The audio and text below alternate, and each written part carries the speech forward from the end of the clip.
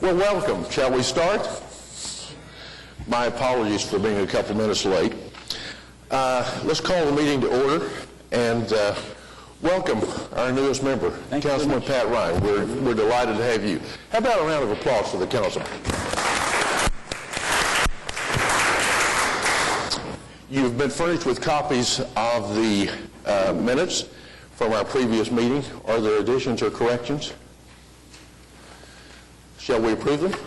I move approval. Been moved and seconded that we approve the minutes of the previous meeting. All in favor say aye. Opposed? The minutes are approved. Eric, are you going to present the MAPS 3 revenue and expenditure report? I'd be happy to, Mr. Chairman. We do have the report for your consideration today. It's for the period ending February 29th, 2012. You'll find that it's in a similar format that we've used in preceding months. The one piece of information that's not on the report that I can give you today is that when we look at the original projections, we're about 2.2% over that original target. The targets that you have here are, of course, for the month and the fiscal year. And I can answer any questions that you might have. Michael Adams, what questions do you have for Eric? I don't know that I have any questions. I would say that I have tied out the revenue collections to the state's reports, and so that looked all fine. I am not monitoring the expenditures. I guess I kind of rely upon the individual committees to keep track of what their committees are spending. But sure, from the standpoint of tracking the revenues coming in and tying it back to the state reports, everything looks fine there. Thank you. Anyone else have a question or a comment? All right, then. Let's move to item 4 on the agenda. We have a resolution approving the MAPS 3 Downtown Public Park project. Are you going to start, Eric, and then ask Kimberly to comment? I think I will, and I think one of the items that we've received this week is that there's some additional comments that I think are still underway with some of the city's departments, with the Parks Department and the Planning Department, and what we may recommend today is that you defer this item until your next meeting. Allow us to bring that back to you, just in case there were some follow-up questions or things that we could address. But the Parks Subcommittee did receive that, and I could let Kim make any comments that she would, but we'd ask for a possible referral. I can confirm exactly what Eric has said, that our committee has well vetted that report. We've had a tremendous amount of discussion for it. It has become a quite lengthy report with a lot of detail and information, and certainly a project of this kind of scope and magnitude, it really does need the final look over from the Planning Department and the Parks Department. So we would like them to review it before bringing it back to our advisory board for approval. Thank you. Any questions for Kim or Eric? I think we need to make a motion, Mr. Chairman. If we could make a motion to defer until next month, that would be... Kim, would you like to make that? I would like to make the motion that we defer until our next meeting. Second. It's been moved and seconded that we defer action on the resolution until our next meeting. Further discussion? All in favor say aye. Aye. Opposed, no. It will be deferred. Item 5, Eric. Thank you, Mr. Chairman. This is the Consultant Review Committee report. I'm recommending a resolution authorizing the negotiation of a contract as it relates to our MAPS 3 Downtown Park project, and this is for environmental engineering services. As you recall, we are starting to engage the consultants for the park, and some of those early services include the utility investigations, which we received that recommendation last month, and now this month the environmental engineering services. And this is going to allow us to do some subsurface investigations. There have been some limited studies already done as we've acquired the property, but it's now at that point in time where we need to know more so that we can start remediating any concerns that might be underneath the ground. And so this is an interview that was held on April 11th. The recommended firm is Enercon Services. They have done work with the city previously, and so we're asking for you to adopt this resolution today. The resolution has been included in the packet that you've been furnished ahead of the meeting. Are there questions or discussion items about the resolution? Kimberly? I would just like to say that I had the opportunity to sit in as a part of that interview process, as I have with the other ones on the parks, and I'm just amazed every time at the quality of constituents that we have apply to these proposals and what they come back with. And Enercon, I think, is going to do a great job, and I'm very happy to make a motion that we approve this. It's been moved that we approve this resolution. Is there a second? Been moved and seconded. Further discussion? All in favor say aye. Opposed, no. The resolution is adopted. let's see, that moves us to item 6 on our agenda. Eric, I know that both you and Mike Dover are going to want to share some ideas with us about this. Would you like to start? Well, I'll kick off the discussion and let Mike finish. And I think, it's been a process that we started. This is the item number 6. It's recommending a resolution rejecting the proposals for the MAPS 3 Senior Health and Wellness Center Partnership Project. And as most of you know, and as we've updated previously, we did receive 2 proposals, one from the YMCA and one from the City County Health Department. We actually held 2 different interviews. We held an initial interview and a second interview to ask additional questions. And I think some of the things that we found was that there's still more questions than answers on how best to proceed on this project. It's become quite complicated. Obviously, the business portion of the project on how it's going to be funded, the services that are to be provided, we just need some more time. And so I think what we're going to ask that you do today is reject the current proposal, allow staff then to work again with the subcommittee further on redeveloping that proposal for it to be reissued at a point in the near future. So today's action is the rejection of those, and of course would defer any additional comments from Mr. Dover. Michael? No further. Eric obviously explained it very well. Okay. Are there questions? So this is a rejection of the proposals that have been made so that we can begin the process again and ask for new proposals. Is that It is, and let me add just a few more points. I mean, the proposals were quality proposals. I mean, both entities, went to great length to try to address the request that we had made to them. But I think as we had multi-hours of discussion with them, I mean, we found just a lot more things that really need to be addressed. The financial capacity of each and possibly the city's willingness to subsidize possibly some of the operation might be a consideration. But we feel that the proposal as it was issued had expectations for the partners to 100% fund these facilities. And although I think we could proceed today in continuing these negotiations, we want to make sure that there are other partners, if we're going to change that requirement, have the ability to resubmit if they're interested. So I think this is probably the best way for us to move forward, and then if there are other interested parties and they realize that the city may have a level of participation, then we can proceed from there. all right? Any other questions or discussions? Sue? Eric, what's the timeline? Will there be another request for proposals then? There will. So the process today would be to reject, and then we would go back through the subcommittee, maybe as early as next month, with a new RFP to be issued to come back to this board. It would go back out with a re-advertisement, a new call to proposers, and we would actually go back through the process that we're just finishing. So would that require a new project requirements? No, it would just be a new request for proposals. So the project requirements, the building type and size and things that we've already established doesn't really change. I mean, we're really truly talking about how we want to operate the facility. In this case, where it's going to be located and all of those things, we would go back out for that portion only. So it would not require a change to the project requirements. Do you think possibly we might need to look at expanding the RFP communication just soliciting for bids, like the advertisement of that? The process that we have now, as most of you are becoming more familiar with this, is that it's a very public process where we approve and then those are issued. It is advertised in the Journal Record. It's put also on the city's website, and then we get a lot of assistance from ADG as our consultant in making sure that it's getting to the hands of several in the community that may not be fully aware of those other methods. And so we would re-engage that process again and make sure that we're getting it to as many as possible.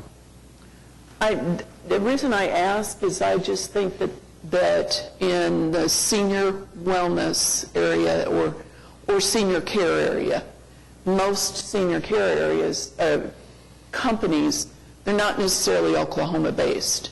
So even though the Oklahoman-based entity here might just notice, the corporate people may not, in fact, pay attention.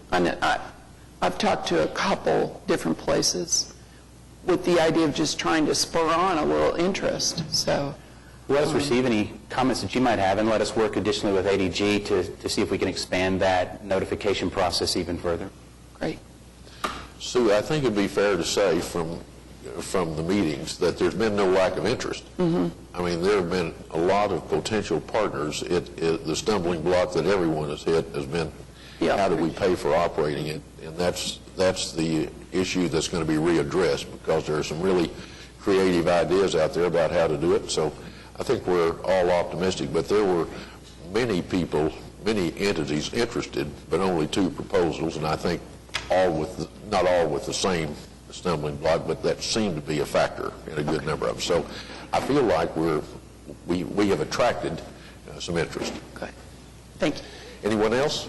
Yes, sir. Eric, wasn't there also some issues that some of the potential partners shied away related to the city land and city-owned building and some of that? Wasn't that an issue as well? And is there a way to maybe address those requirements, loosen that up a little bit, or address that in some other way where maybe they would also be interested in bidding? There were some questions in the early process of issuing the RFP from several about the city land ownership issues, and we did address those prior to the RFP being issued. But the answer, just so that everybody is aware, is that the MAPS 3 sales tax does have the requirement that it be constructed on city-owned land, but city ownership can also be a long-term lease.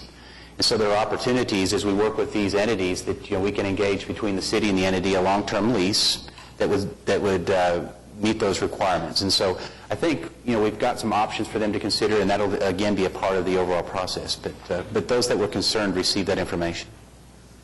Michael, we had quite a discussion about that yesterday as well, and indeed, there are some ways that I'm not sure all of the partners, the potential partners, initially understood, but we are going to make an effort to kind of explain that. And we probably will have a pre-bid meeting, I forget the actual term, before the RFP is actually due, to answer discussions or answer questions and have a discussion around many of these kind of concerns. And again, as Eric said, there is no lack of interest.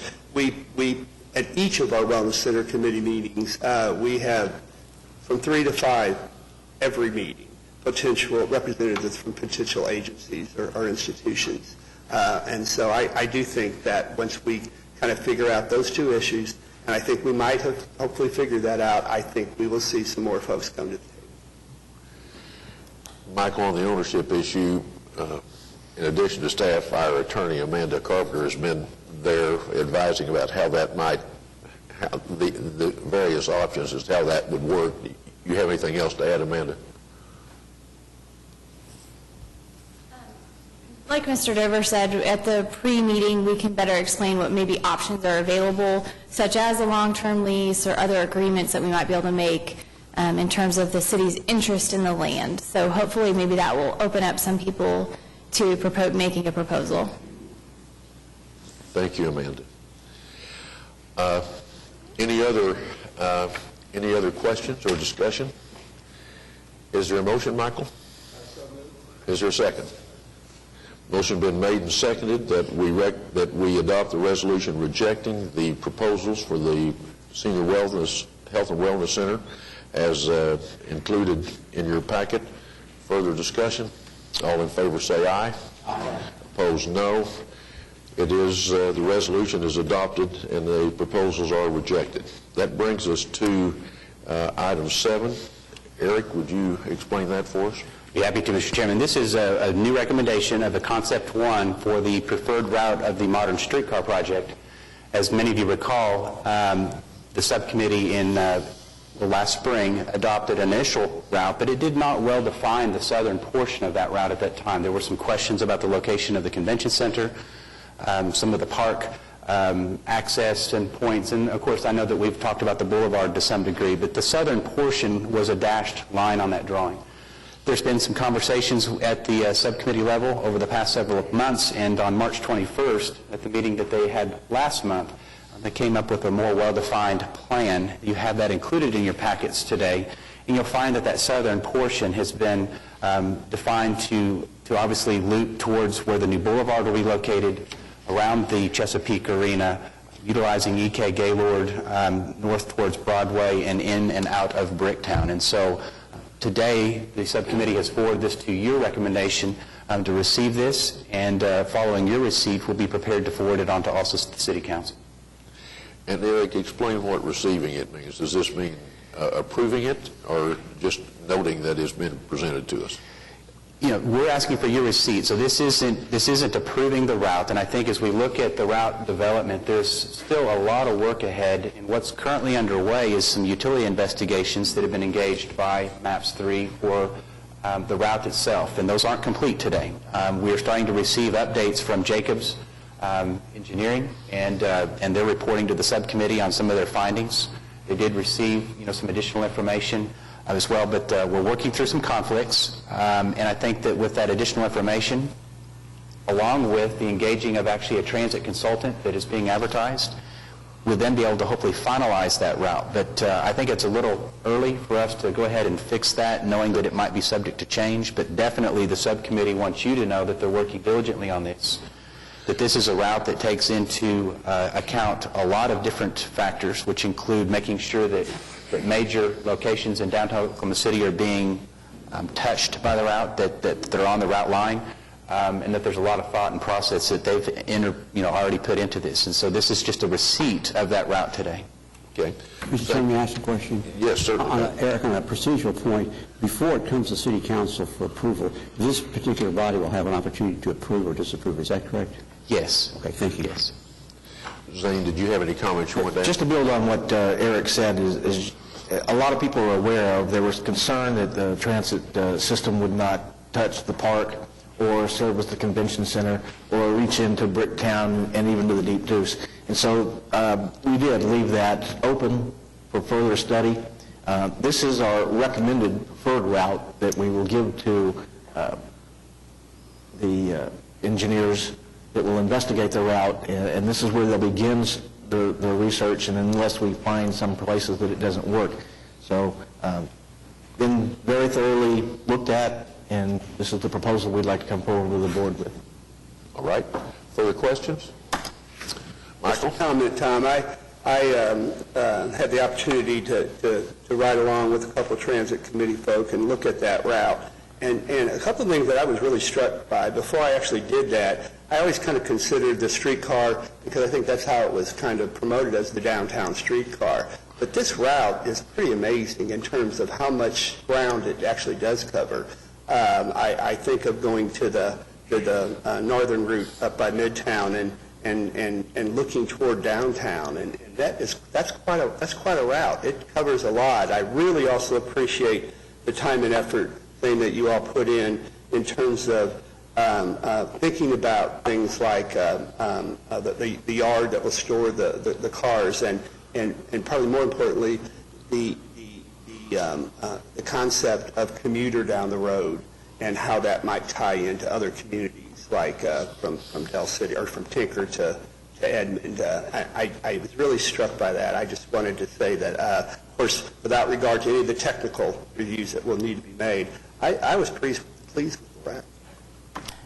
Let me make one more comment, too. And you'll notice that there are some routes that spin off from this that are in yellow, and that's to give people the understanding that this is just the beginning of what we believe or envision the streetcar system to be and how it will service the city of Oklahoma City, and that this is from this spine, this can break off to other sections of the city. Any other questions or comments? Kimberly? I was going to comment on part of this in my Parks Subcommittee update, but this is a great time to talk about it. Several meetings ago, some of the members of the streetcar subcommittee came to the Parks Subcommittee and listened to our concerns about the fact that we wanted the streetcar to touch the park in some way, shape, or form. I, too, had the pleasure of taking a tour with a couple of members of the subcommittee, and it was so exciting. I mean, although we were riding in a car, you got that bird's eye view of being on a streetcar, and just how much it's going to change the way that Oklahoma City interacts and works. It was amazing. We are thrilled by the amount of work and thought and foresight that this subcommittee continues to show on how well thought this route is, and we're very pleased in the Parks Department. Thank you. Anyone else? Then this is an action item for us then. Is there a motion to receive the... Is there a second? It's been moved and seconded that we receive the recommendation of Concept 1 from the Transit Modern Streetcar Preferred Committee. Further discussion? All in favor say aye. Aye. Opposed? It is received. That moves us to item number 8 on our agenda, which is the reconciliation of the Core-to-Shore plan with what we're doing. Would you like to introduce the stranger in our midst? I'd be happy to. The item that you're getting ready to consider is item number 8A, and I'm going to make a little reference to item 8B as well in this introduction. But 8A is the limited study of the Core-to-Shore plan that the MAPS 3 and the city engaged ADG to pursue. If you recall, last fall there were several questions as the convention center site was finalized, as different things with the boulevard were being finalized, and there were some questions just raised at a city level whether or not the Core-to-Shore plan needed to be updated, whether there were some questions about that plan. And so to help address those concerns, we thought best that ADG re-engage the stakeholders and community members through a process of a limited study to get those findings and see if there were some things that needed to be changed. And so Mike is going to make a presentation to us this morning to review that with you. But I want to make a note on 8B, and I'll leave a little bit of that with Mike. We've gone to each of the subcommittees, specifically the convention center, the transit, and the parks, to also update them since they're in this affected area. They're in the Core-to-Shore area as a direct result of a lot of the work. And there have been some concerns shared by the transit subcommittee, which are included in your agenda today. And so I know that we'll address those when we get to that item. But we did receive some comments that Mike will address, and then the transit subcommittee, and Zane can follow up as well, actually put a written document forward for your consideration as well today. So Mike, thanks for being here, and thank you, we're ready to have your update. Mr. Chairman, board members, Eric, thank you. It's always a pleasure to be here. Just a little follow-up on the introduction that Eric made. We were asked to do this study as what might have become an even more in-depth study, but I think we came to the conclusion that the initial portion of the study accomplished the primary purpose, which Eric expressed and which I will talk about a little bit more as we go on. In the way of just a little bit of background, not all the subcommittees, as Eric said, have seen or heard this presentation. The presentation that you're seeing today is not the full report. It is a PowerPoint summary of the full presentation, which I believe the full presentation and the PowerPoint have both been included in your packets.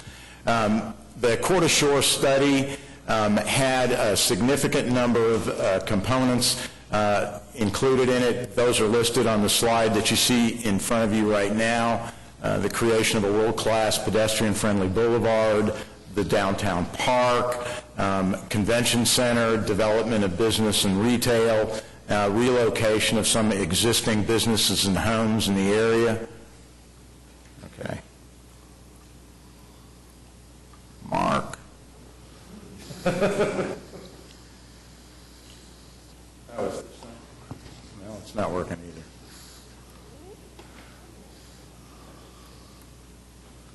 either. Okay, I'm sorry.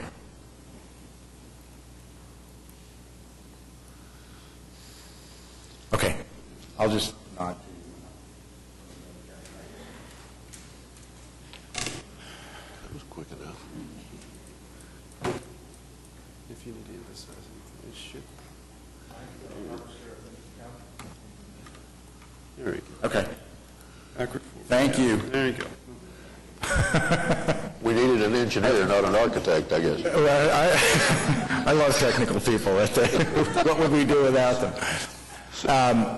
The purpose of the study was to consider Core-to-Shore, and actually, yeah, he skipped down a couple of things, so let me back up. No, I'm sorry, I'm going the wrong way. Okay, the purpose of the study was to view Core-to-Shore in light of new developments that have taken place in Oklahoma City, not the least of which is MAPS 3. MAPS 3 including the park, the transit / modern streetcar, and the convention center. When Core-to-Shore plan was completed, neither any of those items nor the Devon Tower or the renovation of the Myriad Gardens had been complete. So the idea was to look at it to see if Court Shore needed to be modified in any significant way to accommodate what those new changes have brought about in the way of how downtown may function in the future. We worked with two nationally known consultants who have experience in urban development, the Jonathan Rose Companies based in New York, and Hargraves and Associates based both in San Francisco and New York, to help us as part of this study. The idea was to make sure that the MAPS initiatives work within the larger context of Court Shore and downtown. The following items were addressed in the study: the impact of the convention center, requirements at the street level for the convention center, the design of the new boulevard, impact of downtown park on adjacent future development, the modern streetcar as it relates to Court Shore, the impact of the MAPS 3 projects on walkability and transportation. The methodology, we reviewed the documentation that was out there with respect to the park, Court Shore, transit, and the convention center. We met with a limited number of stakeholders and interested parties, and did interviews with those people, and then identified issues which need to be addressed or further studied, with particular focus on the park, the convention center, and the streetcar. Our findings and recommendations, we compiled those, which are included in the report, the full report that you've seen. That we came up with a number of questions, comments, and concerns with regard to the convention center, all three of the MAPS projects, which are spelled out in the full report. We found no major flaws in the Court Shore plan, but we think there are a number of other issues which need to be considered as each of these three MAPS projects moves forward. Convention center, and I'll try to get through this fairly quickly. There's a lot of information here, and be happy to take questions either during or after the presentation. The convention center, because of where it is, can be viewed either as an impediment to access between the Myriad Gardens and the downtown park, or it can be viewed as an enhancement which defines each of those two elements that are now part of the downtown fabric. The street fronts on Reno and the new boulevard should be very active, trying to bring people into not only the convention center, but to provide activity and excitement for the adjacent parks and future development that may occur. Regardless of the nature of the convention center, there needs to be some strong pedestrian connection that flows from the downtown core into the Court Shore area and eventually all the way to the river. Some people expressed concern that the site might create a boundary, but as I said before, other people think it may help define those two parks and provide some definition as we move forward in future development.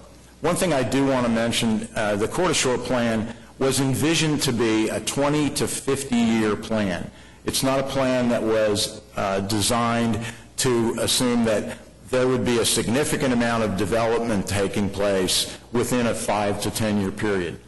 Whatever happens in that 5 to 10-year period would be a bonus, but the fact of the matter is this is a very long-term plan. Issues and for further study, and this is kind of the format that we use for all three of these, for the study of the three MAPS 3 projects. The architect should consider the observations that are in the full report. They need to make a strong focus on the north-south pedestrian connectivity.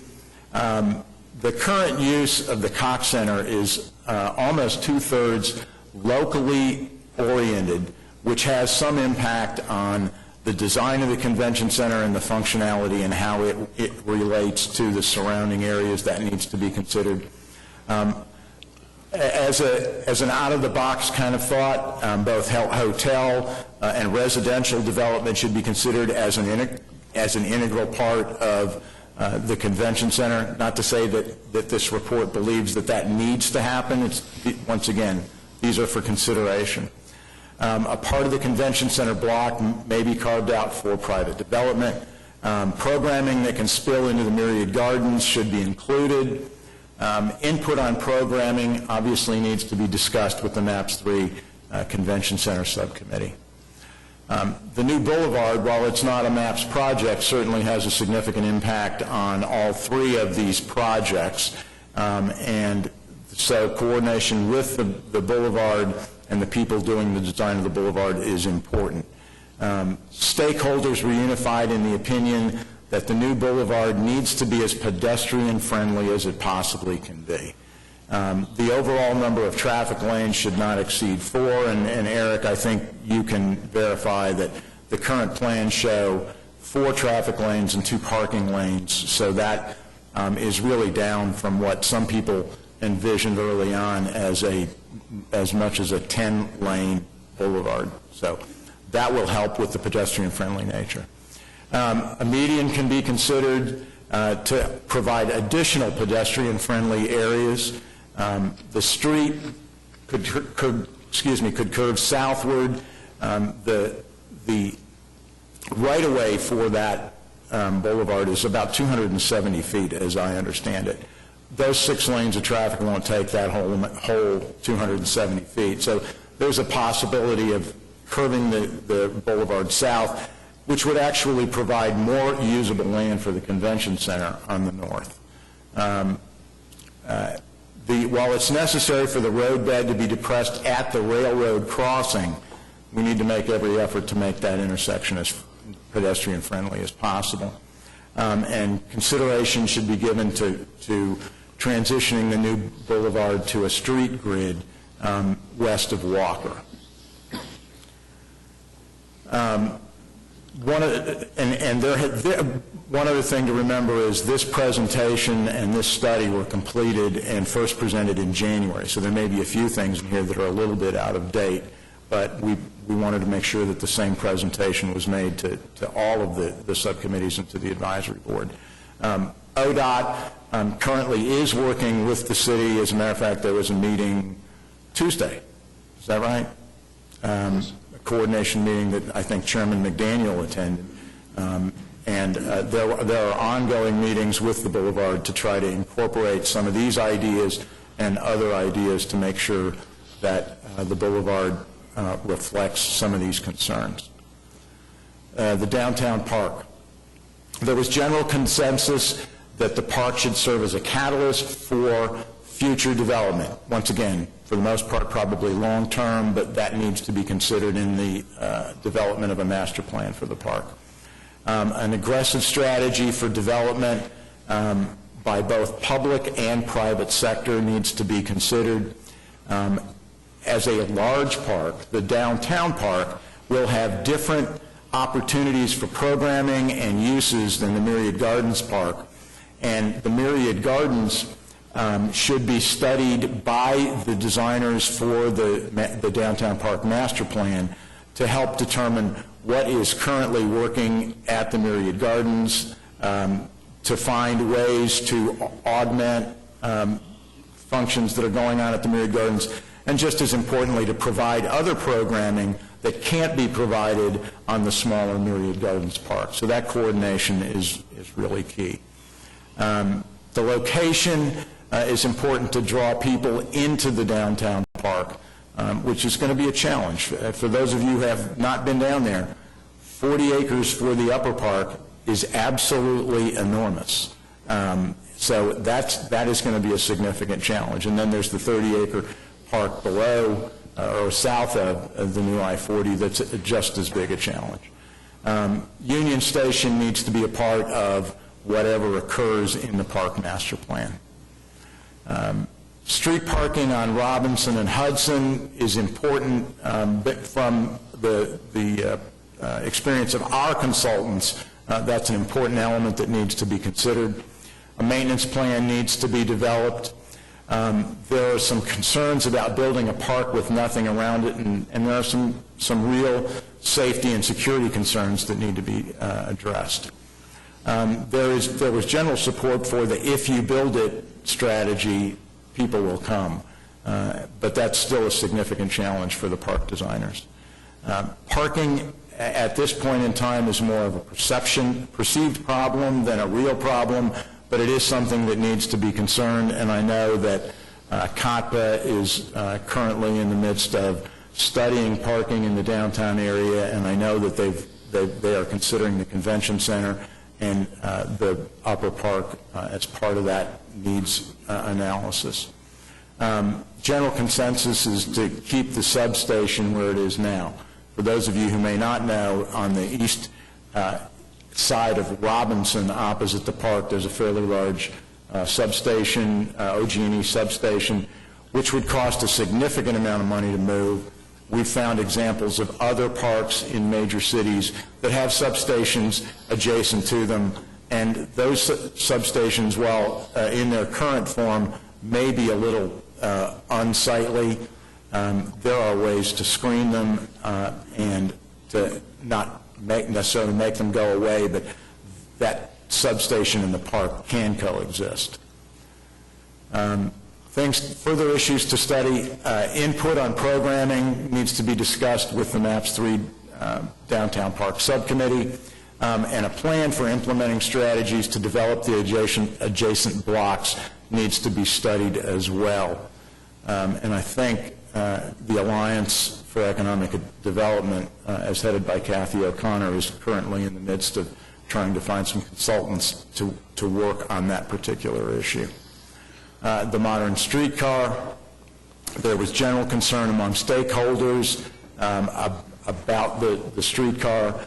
The questions that you see repeated here are questions that came from the people that we interviewed. These are not questions that we asked people, but these are questions that came from people who were interviewed. They were interested in knowing more about the market, the demand for the streetcar, whether or not the streetcar would connect employment and housing centers, the rider profile, and a number of other questions that they had. And there was a significant amount of concern about an overhead catenary system. If you've seen other streetcars, there's a wire, a lot of them have a system of wires overhead which supply the power that powers the streetcars. A lot of people are concerned that that would not be aesthetically pleasing in Oklahoma City. The issues for further study, the transit system needs to be sized properly for the best chance to make it successful. Consultants should be hired to study the most viable route, and whether that's part of this consultant's role or not, a consultant is currently, has been solicited, and interviews for consultants are to take place, I believe, on the 18th of May. Options for powering the streetcar without wires should also be investigated. Additional observations, and these are general kinds of observations. There was a general consensus that the Court Ashore didn't look carefully enough at the entire downtown area. It was limited to the specific Court Ashore area, and the Court Ashore plan needs to be studied further in the context of Bricktown, Deep Deuce, Midtown, the downtown core, and once again, I think the Alliance for Economic Development is currently working on trying to provide that kind of study. The location of the convention center and the current development patterns of downtown suggest that focusing development and programming around the northern most part of the Court Ashore area should come first. We need to build on the success of the Myriad Gardens by promoting further development around the Myriad Gardens. The Cox Convention Center site will be a critical component of the future success of downtown development. I think everyone agrees that that's potentially a very viable private or public-private site for development. Redevelopment of the Sheraton Century Center is something that also needs to be considered.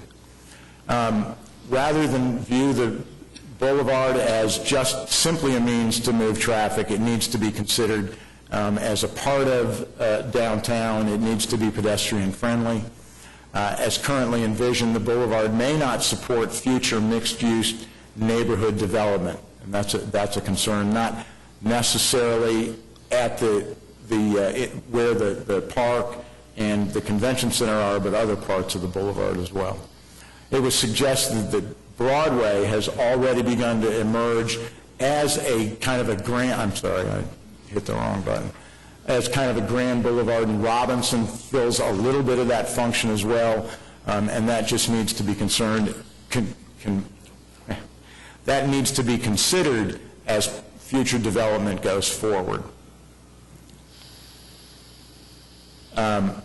In order to best leverage the public infrastructure, the park, the convention center, the city needs to consider land use, functionality, specific kinds of land use adjacent to the park, adjacent to the convention center, to make sure that those highly developable pieces are developed to their absolute best use.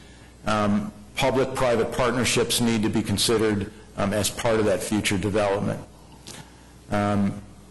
Pedestrian, I can summarize this pretty quickly. The pedestrian element was very important to all of the stakeholders. We need to make sure that all of these elements contribute to and support good pedestrian flow north, south, east, and west as part of any future development. The issues of development linkages and land use development need to be addressed by planning, the Alliance for Economic Development, in cooperation with appropriate stakeholders, which certainly includes the MAPS 3 subcommittees and this advisory board and city council.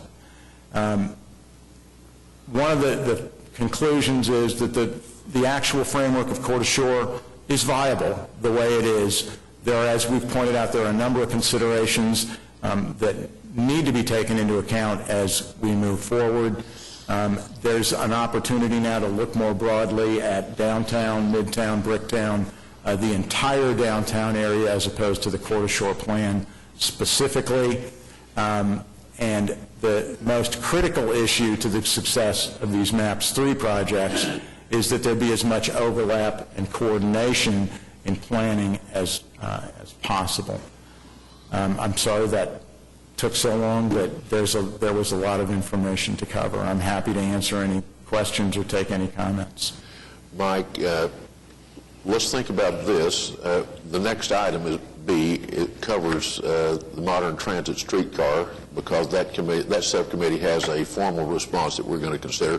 So let's begin questions for Mike about anything else. Anyone have a question about any other item? Just a general question. Mike, who are the stakeholders? We have a list of the stakeholders that we can provide.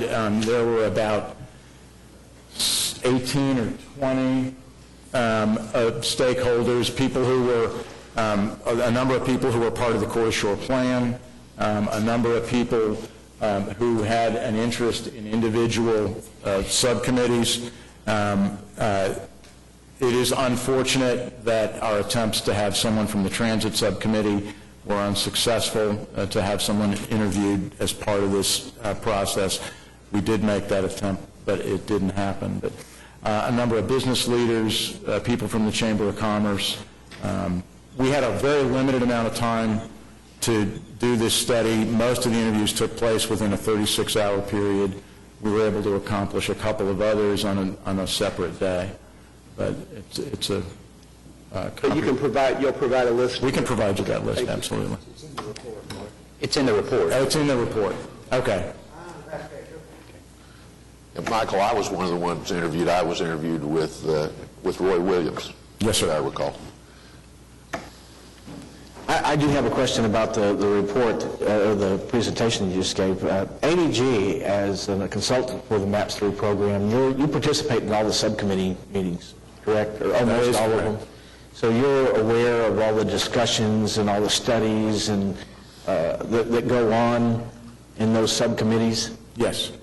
And when questions like that came up in this report, that question viability of programs or ridership or stuff like that, then you were aware that those kinds of studies were ongoing or have been ongoing since 2005 through COPTA and AA and everything like that.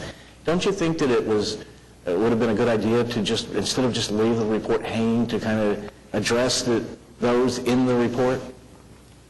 We did address some of those concerns and did reference people to some of the studies that had been done. We didn't go into any extensive detail with respect to what you might find in those reports. The Court Ashore report, for example, had a significant amount of information in it about the park. Given the limited amount of time that we had, going into detail about the park, about the convention center, and the information that was available would have taken more time than we had available to us. Our job was to try and find out primarily how people thought the current MAPS 3 projects, the Devon Tower, the Myriad Gardens, impacted Court Ashore. Correct.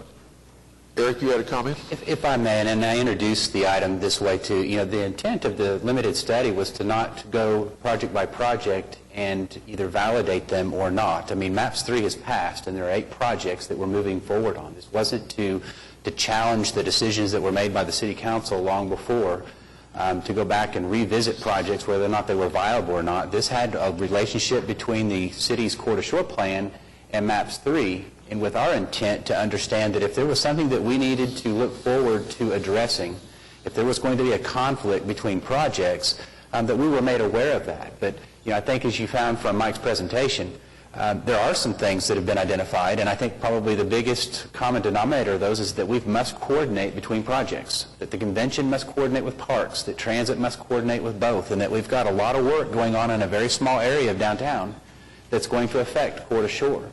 And so I know that there were a lot of specific questions asked, and I think that was just a part of the interview process, but the intent, again, was not to question the projects themselves, but just to ensure and give us a little bit of direction as to some things that we definitely did not want to miss. And I think that the message is well received by staff. I know that we're discussing it regularly at the monthly meetings of the subcommittees, but we take this report as more of a positive, that we didn't misstep, that everything that we've been doing with the coordination has been successful, that we've got those issues out onto the table, that we cannot design the projects individually. They've got to be done together, and we're actually doing that. That's the reason for hiring the park architect at the same time that we're getting a transit consultant, that we're now starting to consider things at the convention center, possibly even hiring a convention center consultant a little bit earlier to at least answer some of those questions to ensure the projects are coordinated. And so, I don't want us to get too far down a road that there was some sort of a challenge on one project or another, or criticism that were made, but I do know that was how it was taken at some of the subcommittee meetings, but that definitely was not the intent when it was tasked to ADG to go out and research Court Ashore and MAPS 3. And that may have been a problem in the way I presented it. Just to reiterate what Eric said, there was no attempt here to try to determine whether individual projects were valid or needed further validation. That was not the intent. The intent was to try and determine how these projects affect each other, impact each other, and how we can make sure that each of these projects is successful going forward. Kim? When this was first presented to the Park Subcommittee back in February, our first reaction was, wow. There was so much information in here that we actually requested if we could have a whole other month just to review all the information that was in here. And although we don't have a document to submit, the one thing that we looked at was, okay, is all of this information true today?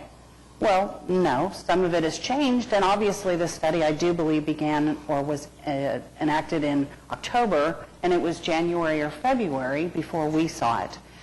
To us, it was evidence that there were a lot of people that had concerns. Not anybody really so related within our advisory board or our subcommittees, because obviously we're talking, but people outside of our scope that maybe had never attended a meeting and had been able to say anything. And so we viewed this document as a catalyst.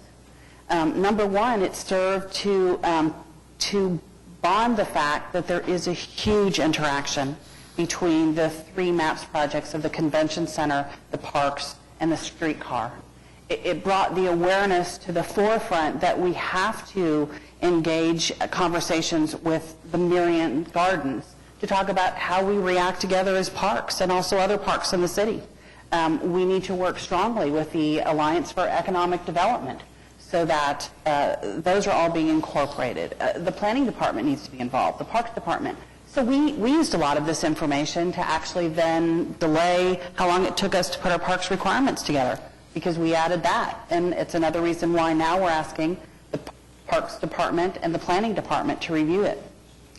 I think one of the biggest thing it served as also is a testament to the fact that our city is changing, and it's changing rapidly. What Quarter Shore was as a 50-year plan, it's different than it was then. The climate of Oklahoma City is different. We're not only changing the face of downtown, but we are changing the culture of Oklahoma City. And so this is something that's going to have to constantly be reviewed by all the subcommittees all the way through. And again, we think that this helped make our project requirements much stronger, and we were very appreciative of it. Thank you. Anyone else? I wanted to mention one thing that Mike touched on, and that is the in his presentation about the new boulevard, he mentioned that we had scheduled to have some presentations at the subcommittee meetings this week from ODOT, and they were not able to be there, but they did call a meeting, and City Manager Couch and Eric and I and some other city staff were invited.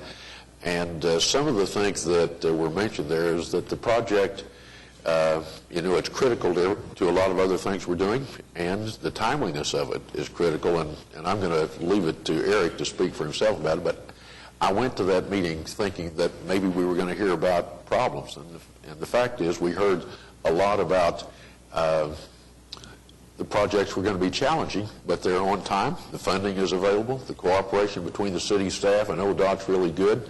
Director Ridley was there, as I've already mentioned. City Manager Couch was there, and I left there feeling that some of the critical factors that Mike outlined in his presentation are pretty much on track, and that we're from not only financially but from the standpoint of getting them timely done to coordinate with our projects as well. So I think that meeting went well. And Eric, would you want to add anything to that?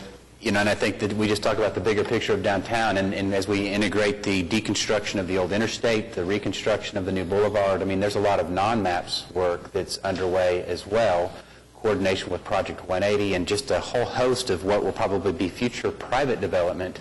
This is, again, it's a plan that is in place, and again, the findings are such that we just need to make sure that the communication lines stay open throughout the process, that we make sure that the right questions are asked as we proceed forward. And I think that's all happening very successfully right now. Dee? Yes, I just have one comment on this huge 70-acre park downtown. Has there been any effort to coordinate, like with sports groups and cricket, maybe a cricket field and rugby and that kind of thing? I think that opportunity will come as an architect or an engineering firm is engaged to develop the master plan. I think the concept is that there would be an awful lot of community participation in trying to figure out what kinds of functional programming takes place and what kind of physical programming takes place in this, as you pointed out, incredibly large park. And it will be when that consultant's engaged that those opportunities will happen.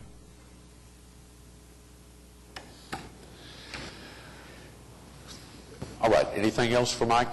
Then we're going to say that we have concluded item A, the presentation that Mike made, and we're going to move to item B.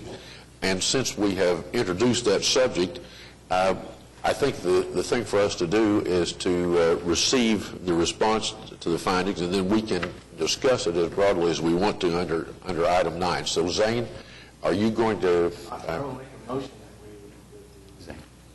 I will make a motion that the advisory board receive the response to the Core to Shore report presented by the Transit Subcommittee. Is there a second? Second. It's been moved and seconded that we receive the response. Now, is there discussion? Did you want to be heard on that, Eric? You know, I think the only things that I'll offer is you do have the written response that's included in your packet. There was some additional discussion that I might defer to Zane, who chaired the meeting yesterday, on some changes or some suggested language or some comments to this. But there's been a lot of discussion at the Transit Subcommittee on the Core to Shore Limited Study over the past several months when it was presented to them as well. And they chose to put their items in writing. And so they have asked that this come before you today, and so staff has prepared the memo for your consideration. Hopefully each of you have had a chance to read that. It's quite lengthy, but it goes towards the questions that were raised by Mike as a part of the presentation with responses. And I know that there's been a significant concern about their responsibilities towards the project and about a lot of the hard work and effort that they've put into.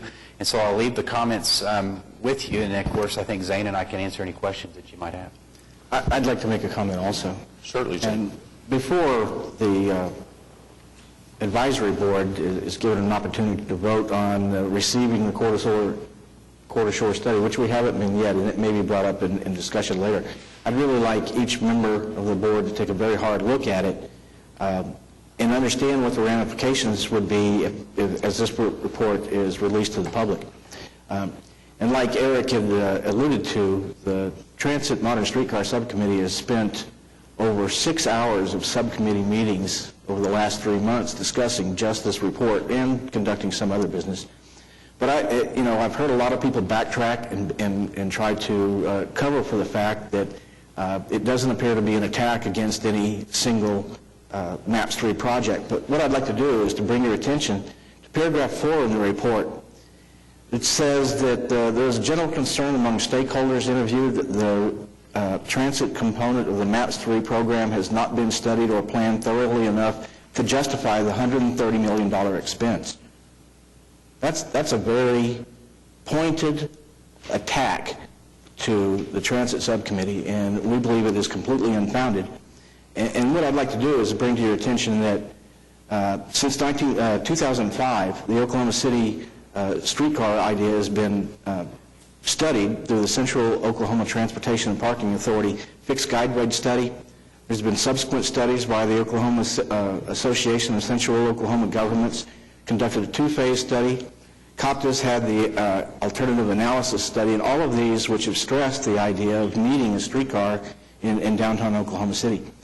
And it goes on, I want to go on to say that all of the subcommittee members, remember, we're all volunteers, and our subcommittee members have spent thousands of hours and thousands of dollars of their own time to go to Austria, to England, to Canada, Portland, Seattle, Dallas, New Orleans, meeting with industry experts and community experts on transit, talking about issues on design, economic impact, technical specifications, construction, maintenance and support issues. All of these things that were questioned in this report, we think are being, or have been, or are being very thoroughly vetted.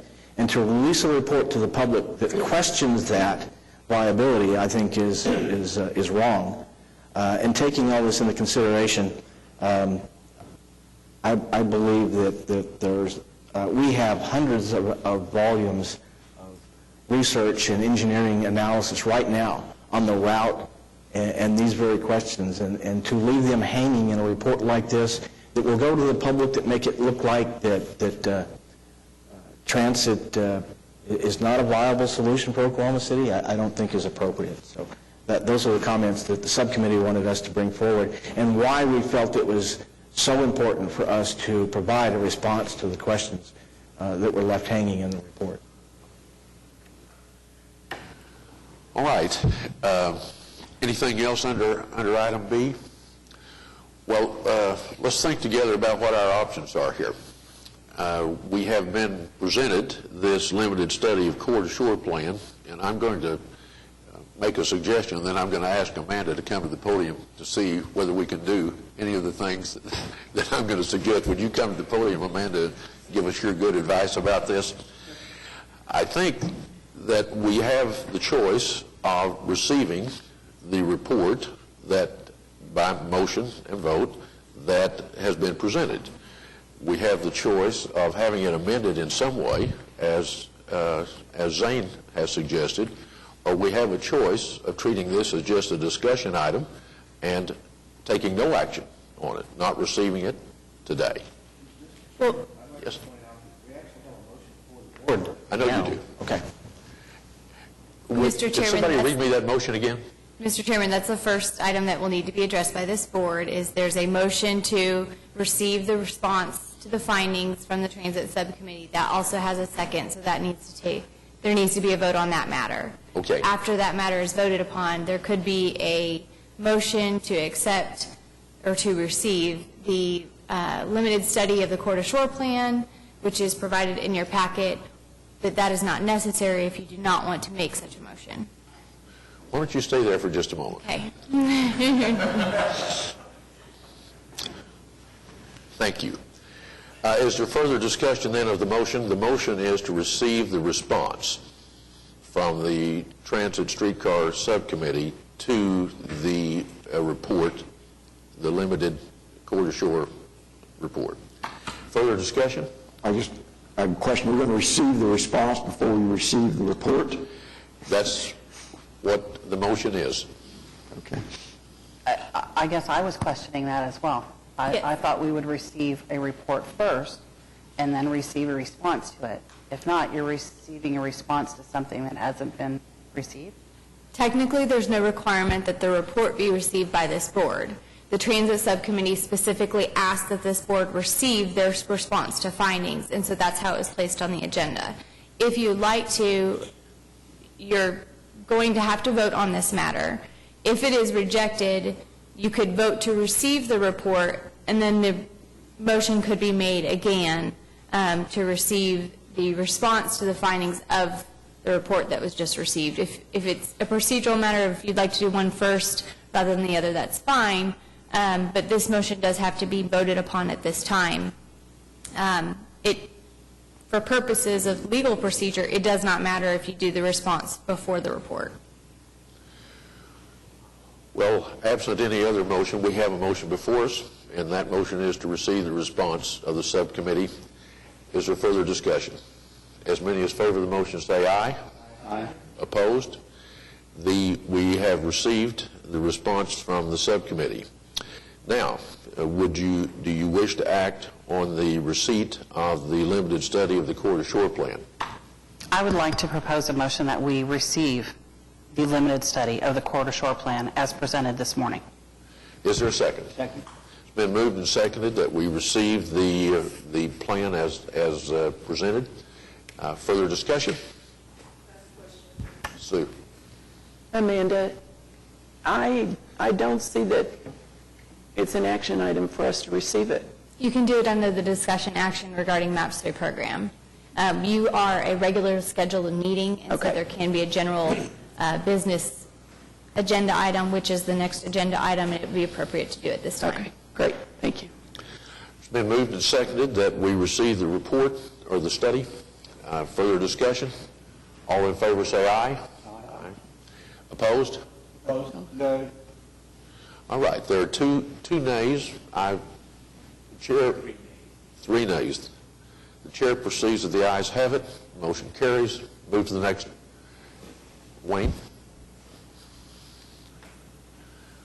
Well, democracy is a wonderful thing. Next item. That moves us to item 9. Eric, were there other discussion items on the MAP3 program that you wanted us to consider? I don't have any other items today. Thank you. All right.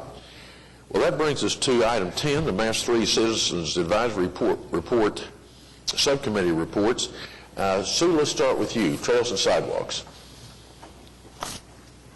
We had a representative from Smith, Robertson, Balschweiler that gave us their findings so far.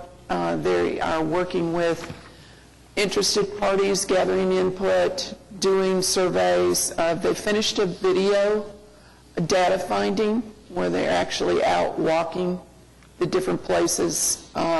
So we're anticipating next month to be able to bring probably something to this board in regards to the first steps of sidewalks. So that's pretty exciting. Both of our consultants for the trails, this first trail project's divided into two pieces, and we have two different consultants working on that. So we're again into really looking at that. It's now into the detailed design part of what they're working on. So next month, we hope to bring that back too for some action item approval.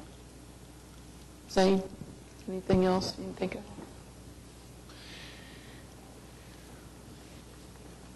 Very That's it. encouraging. Any questions for Sue about trails and sidewalks? Dee, you want to give us a report from the river? Yes, we're moving ahead with our lighting, which we've hit a few snags, but we are moving ahead with that. It just continues to go. According to Mike, it's not going to help out any of the races this year, but we're plodding forward and hoping it will rectify itself. Mike also pointed out in meetings this week that they would like to propose that the river area possibly be considered as a senior wellness center. And Eric, did you want to say anything about that? We, staff received a letter from the Oklahoma City Boathouse Foundation, courtesy of Mike Knopp, about a week ago, and so we did put an item on the agenda this week for consideration, but obviously there's just a continued interest in Oklahoma City to participate on the senior health and wellness projects, and so I think just as a part of that general informational item, I think it just shows the continued increase in interest in MAPS 3 and some of the projects, and so it might be one of the partners that might potentially submit on one of the future proposals. Right. Anything else, Mike, you can think of? I guess I would mention, Mike also reported on the success of the Olympic trials they had last week down there, and so he was encouraging there, and as you mentioned, he also said they had sent a letter proposing the Senior Wellness Center. So it was very interesting. Some of those people training here qualified for the Olympics. Terrific. All right. Mike Dover, is there anything else that you want to bring us from the Senior Wellness Subcommittee? Pretty much covered everything, thank you. Right. Kimberly, how about the Park Subcommittee? Anything else from you? The only thing that I can think of is just mentioning that at yesterday's meeting, we got a presentation from Jeff Bezdek, who's a member of the Transit Subcommittee, outlining the route, and I think it was very beneficial to have that visual there and to have Jeff to answer questions that our subcommittee had, and it was very much enjoyed. Dee, I know that Rusty was at the Fairgrounds Subcommittee, but he's not with us today. Do you want anything from the Fairgrounds Subcommittee? No, there's nothing really new to report. Okay, Zane, from the Transit Committee? Only that, as you can probably tell from the discussion that we've had today, that our meetings have been pretty much consumed by the Corridor Shore study. To go further, we did discuss the fact that Nathaniel Harding is being called up to active duty. He is a reservist, and he is going to be deployed overseas. And we are looking at the impacts to the subcommittee and what we might need to do. And I wondered if you had taken up any further conversation with the mayor or with Eric on that matter.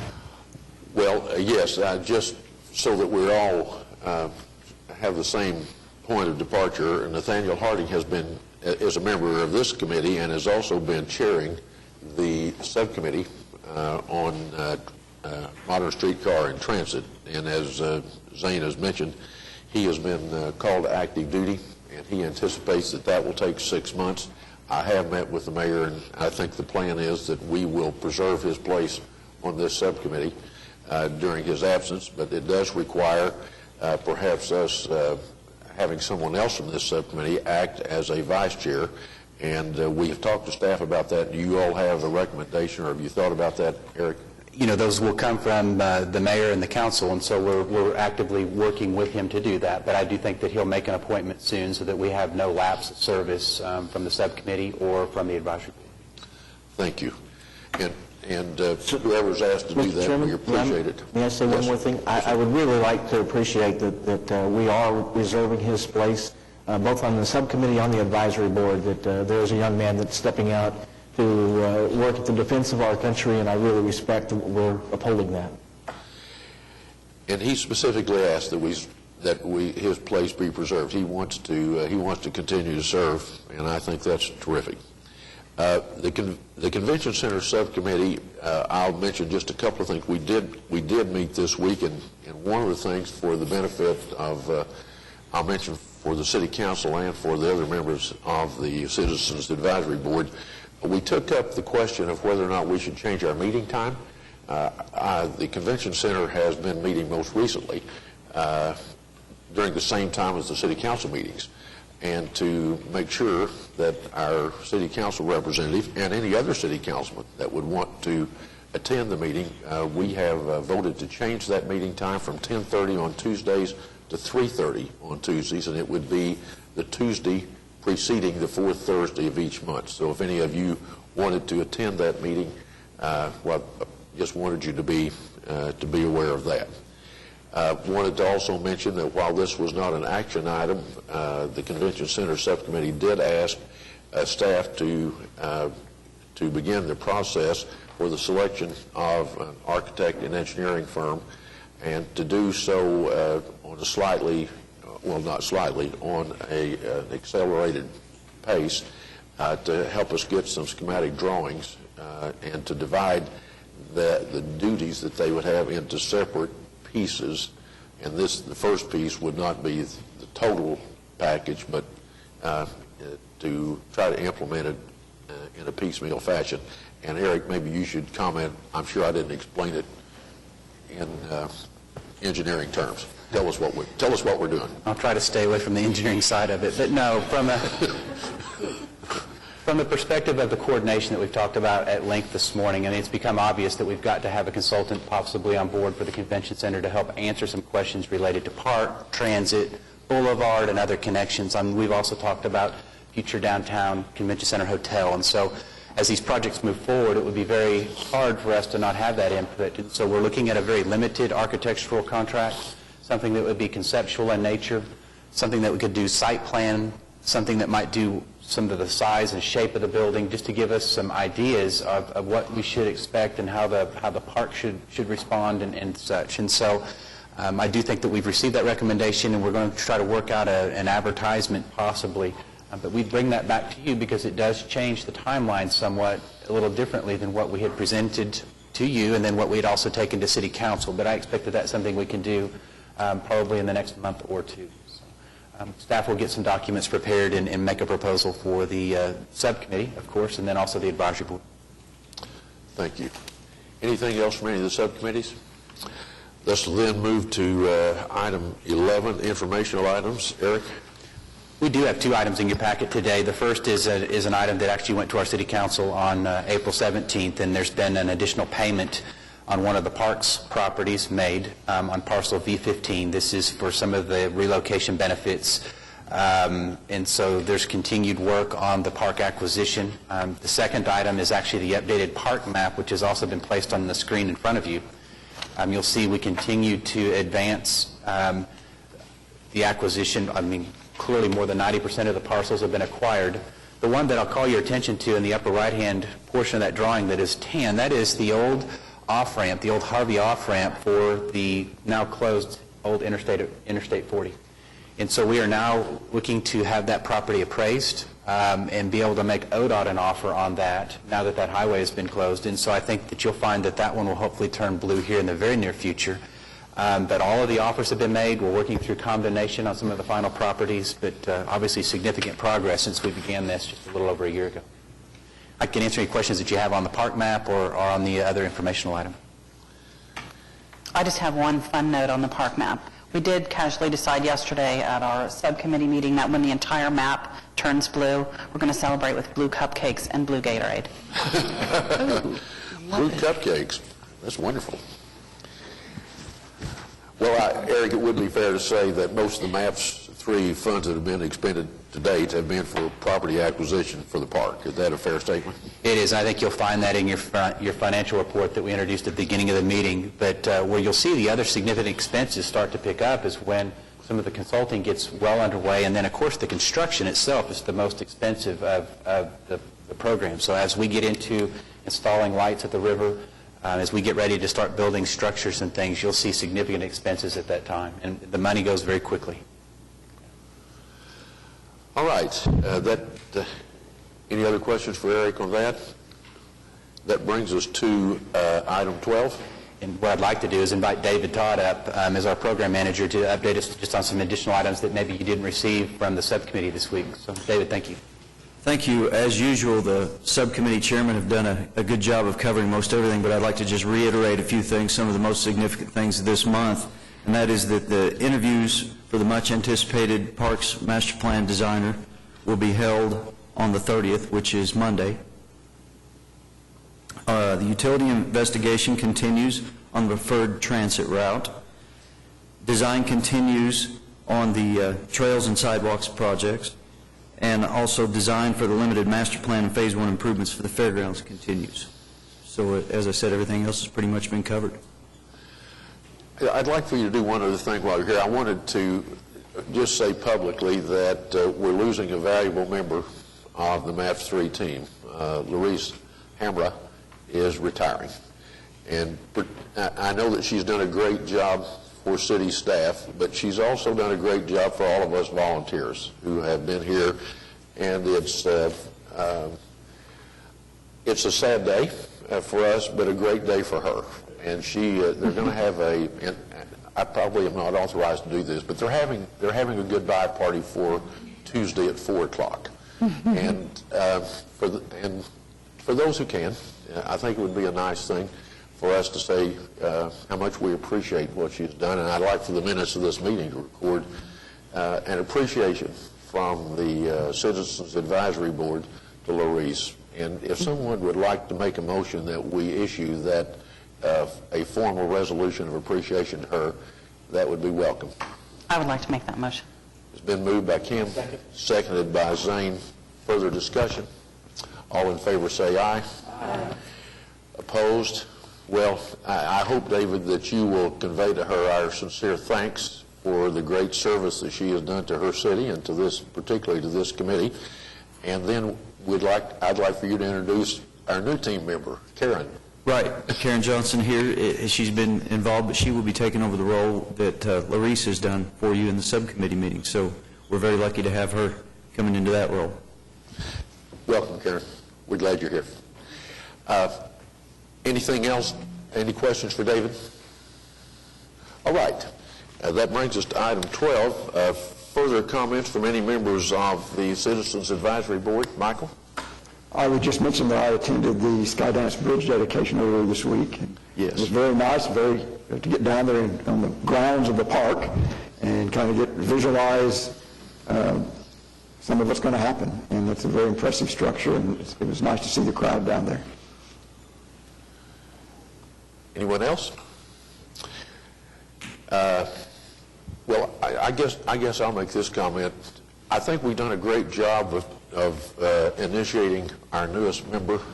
We welcomed him earlier. Usually our meetings get over in about 1 hour, Councilman, but we've just been kind of showing off for you today to show you that we're working hard. Do I have some time then? 6 minutes on the clock there? 6 minutes. Well, okay. I just want to say how much I appreciate everything you all have done, the whole group, this board and all the subcommittees. I think Zane mentioned how much time and effort and money they've put into this program, and I think the time and effort is consistent through all of them, and our citizens are really being well served by the dedication and the commitment you make to your assignments. I do appreciate that. Thank you. Any other comments by the board? All right, staff? None. You're sure? Sure.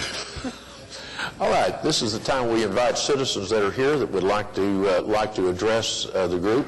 Jeff, you're recognized. Jeff Bezdek, 1015 North Broadway. I serve on the MAPS Transit Subcommittee and the Alternatives Analysis Committee as well. I just wanted to thank you for your level of professionalism at the board level. Sometimes it can get a little emotional at a subcommittee meeting, and we appreciate the opportunity to have our response received, and we're very grateful for how well you serve us and the community. I just wanted to stress a couple things. We are in the selection process for that consultant that will help us verify the route that you've received today, and we do expect to receive a fair amount of feedback about utilities. We're looking for them to help us verify it, make sure that it is the right route. However, there will be a breaking point between what does this route cost us versus what is good for the transit rider. So obviously, that's something that will be debated in the next few months as those sorts of details come about. We know we're going to have a fair amount of utilities that we'll be in conflict with on Robinson, and that is going to be a very detailed discussion item at the subcommittee level. I wanted to extend an invitation to you. If some of you have been on a tour of the route that you received today, that invitation is extended to all the board members, all the city council members, and people in our economic development community. The subcommittee is very interested in knowing if there are opportunities that the streetcar could help incentivize or advance in terms of our economic development and health downtown. And I believe we're meeting with some members next week from our economic development community, and it's certainly extended to urban renewal, Ms. O'Connor, as well. We'll make the time for them if they'll make the time for us.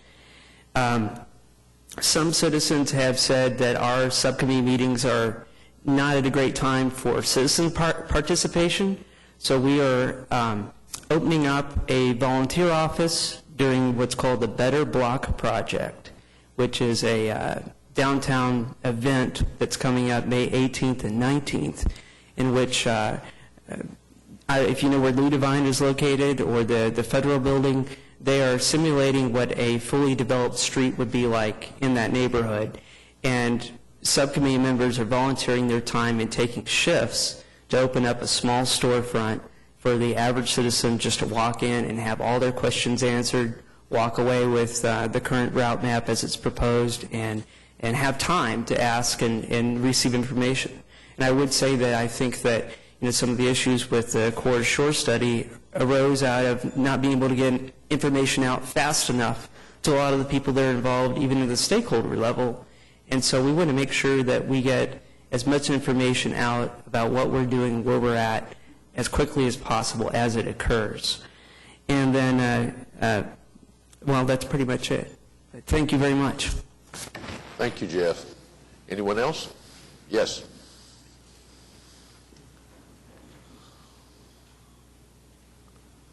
So Mark Gibbs, 601 North Broadway. I'm also on the streetcar committee and also on the alternatives analysis steering committee. I just wanted to sort of add to Jeff and thank you for receiving the route today. I think that was a very important step. It's an ongoing process, but that's a kind of a key step. You can see, hopefully, that some of even the questions are raised about the linkages between the districts and between the projects, the MAPS projects.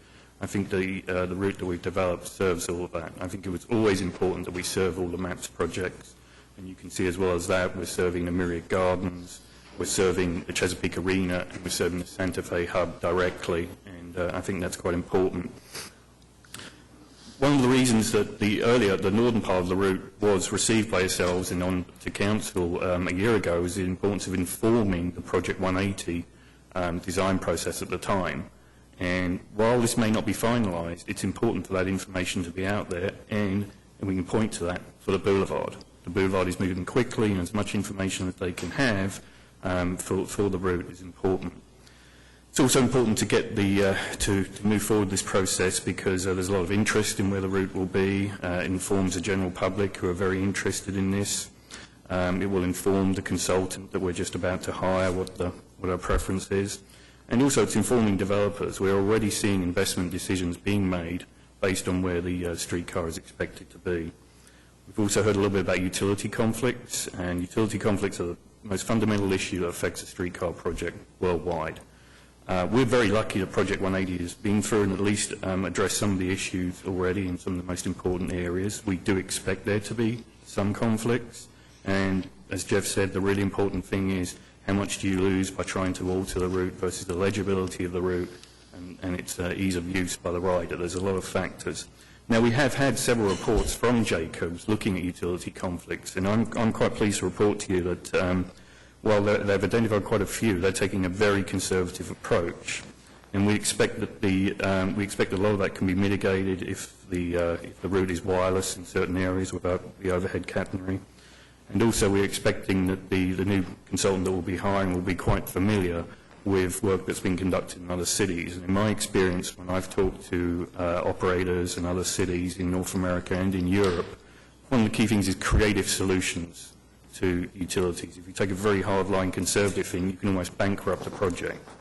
But the excellent examples around the world of creative solutions that have mitigated these utility conflicts. And so I'd just like to thank you again, and we look forward to this going forward before the Council as soon as possible. Thank you. Mark. Appreciate it. Well, one other informational item I wanted to mention before we adjourn. You will recall that we asked staff to consider the possibility of moving our meeting. As you know, not only is Nathaniel going to be away for 6 months, but we've been advised by Rusty LaForge that our meeting time, that his new work responsibilities do not allow him to be here at this assigned time. And so last month, we asked staff to look at all of the factors involved, which included the availability of this chamber, the impact on each of you, the impact on the 70 some odd other people who are on the subcommittees that would be affected. We looked at changing a day. We looked at changing the week. We looked at a variety of kinds of changes that we could do to accommodate Rusty's situation. And the conclusion, I think, that David and I have reached, or at least I'll speak for myself, is that we, in solving one problem, we would be creating some new ones. There are schedules that have been made for people who travel and have work that are among those 75 people that make it really hard for us to find a date that works for everybody.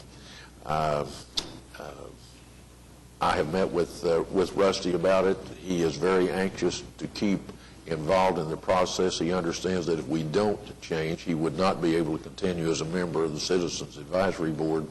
I have recommended to the mayor that he be appointed as a citizen member of one of the subcommittees because he has enjoyed his work and he wants to continue. I think he's perhaps from your ward, and I would say to you that he has done a great job.